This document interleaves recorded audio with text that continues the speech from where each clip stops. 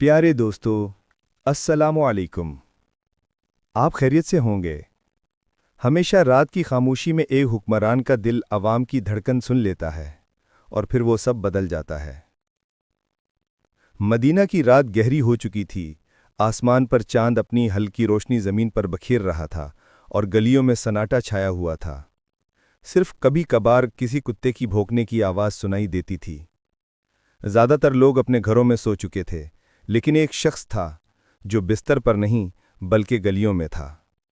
अमीरुल मोमिनीन हज़रत उमर। हमेशा हज़रत उमर का मामूल था कि रातों को मदीना की गलियों में अकेले गश्त करते ताकि अपनी आंखों से देख सकें कि राया किस हाल में है। उनके नज़दीक हुक्मरानी का मतलब सिर्फ हुक्म देना नहीं था, बल्कि हर एक की हालत जानना और ज़रूरत पूरी करना था। उस रात भी वो चुपचाप एक गली से गुजर रहे थे कि एक झोपड़ी से दबी दबी रोने की आवाज़ आई। पहले तो वो ठहर गए। आवाज़ बच्चों की थी, कमज़ोर और थकी हुई। हज़रत उमर के कदम खुद बखुद उस झोपड़ी की तरफ बढ़ गए। दरीचे से झांका तो एक औरत मिट्टी के चूल्हे के पास बैठी थी। चूल्हे के ऊपर एक हांडी रखी थी और नीचे आग जल रही थी, लेकिन हांडी से खाने की खुशबू नहीं आ रही थी, सिर्फ पानी उबलने की आवाज़ थी। हज़रत उमर ने दरवाज़ा खटखटाया। अस्सलामु अलैकुम बहन। औरत ने चौंकर जवाब दिया, वालेकुम अस्सलाम, कौन हैं आप? हज़रत उमर ने कहा, एक मुसाफिर हूं। बच्चों के रोने की आवाज़ आई, खैर तो है? औरत के चेहरे पर थकन और गुस्से के मिले जुले आसार थे। उसने आहबरी और कहा, क्या खैर हो सकती है? कई दिन से घर में खाने को कुछ नहीं, ये बच्चे भूखे हैं। मैंने पानी में पत्थर डालकर हांडी रखी है ताकि वो समझें खाना पक रहा है और सो जाएं। हज़रत उमर का दिल कांप उठा। उन्होंने आहिस्ता से पूछा, क्या आपने खलीफा को अपना हाल बताया? औरत ने तलखी से कहा, खलीफा उमर को क्या खबर हमारी? वो अगर अल्लाह का खौफ रखते तो हम इस हाल में ना होते। ये जुमला हज़रत उमर के दिल पर तीर की तरह लगा, मगर उन्होंने अपना तारुफ ना कराया, बस खामोशी से कहा, बहन इंतज़ार करो, मैं अभी आता हूँ। हज़रत उमर तेज़ कदम उससे बैतुल माल की तरफ रवाना हो गए। रात की स्याही में वो एक साए की तरह दौड़ रहे थे। उनके जहन में सिर्फ औरत और उसके बच्चे थे और दिल में एक ही फिक्र, क्या मैं वाकई अपनी रियाया का हक अदा कर रहा हूँ? बैतुल माल पहुंचकर उन्होंने मुहाफिज को जगाया और कहा, दरवाज़ा खोलो, मुझे कुछ सामान चाहिए। उन्होंने आटे की एक बोरी, घी, खजूरें और कुछ कपड़े लिए, फिर बोरी अपने कंधे पर रखी।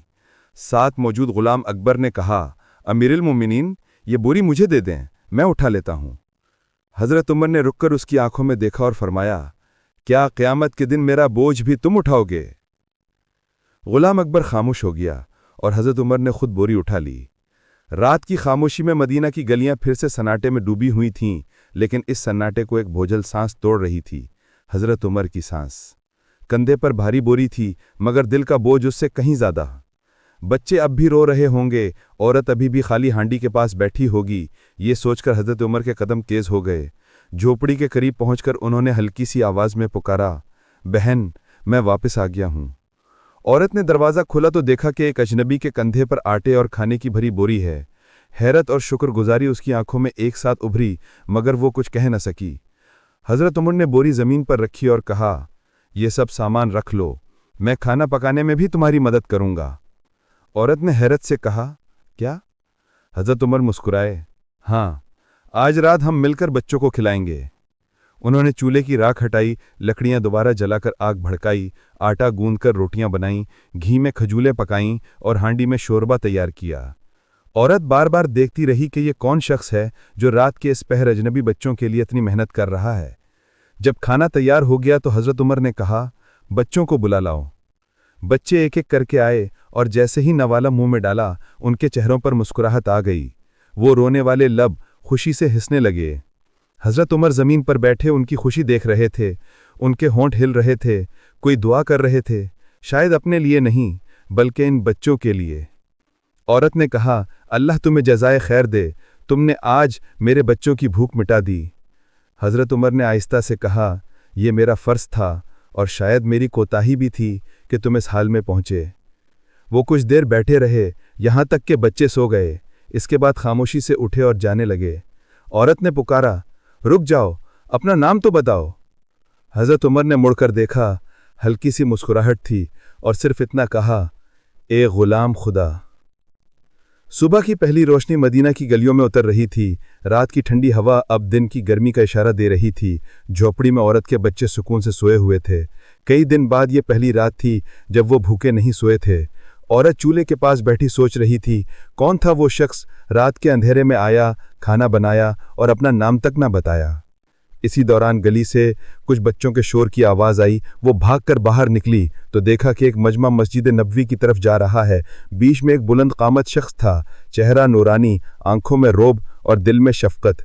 लोग एहतराम से रास्ता दे रहे थे। पास खड़ी एक औरत ने कहा, ये अमीरुल मोमिनीन हजरत उमर हैं। औरत के कदम जैसे जमीन में घड़ गए, आंखों में रात के सारे मंजर घूम गए। वही बुलंद कामत शख्स, वही मजबूत कंधे जिन पर बोरी थी, वही हाथ जिन्होंने आटा गूंदा और वही होंठ जिनसे दुआएं निकल रही थीं। दोपहर को औरत खुद बैतुल माल पहुंची। दरवाजे पर खड़े मुहाफिज ने पूछा, क्या काम है? औरत ने कहा, मैं अमीरुल मोमिनीन से मिलना चाहती हूँ। जब हजरत उमर बाहर आए तो औरत ने जैसे ही उन्हें देखा, आंखों में आंसू आ गए। ए उमर, तुम वाकई अल्लाह के नेक बंदे हो। मैंने रात तुम पर इल्ज़ाम लगाया कि तुम राया का हाल नहीं जानते, मगर तुमने खुदा कर मेरे बच्चों को खिलाया। अल्लाह तुम्हें जज़ाए खैर दे। हज़रत उमर की आंखें भी भर आईं। उन्होंने आहिस्ता से कहा, बहन, वो इल्ज़ाम मेरा हक था, क्योंकि मैंने तुम्हें भूखा देखने से पहले तुम्हारा हाल जानने की कोशिश न की। फिर बैतुल माल के मुहर्रिर को बुलाया और हुक्म दिया कि इस औरत के घर हर रोज़ राशन पहुँचाया जाए।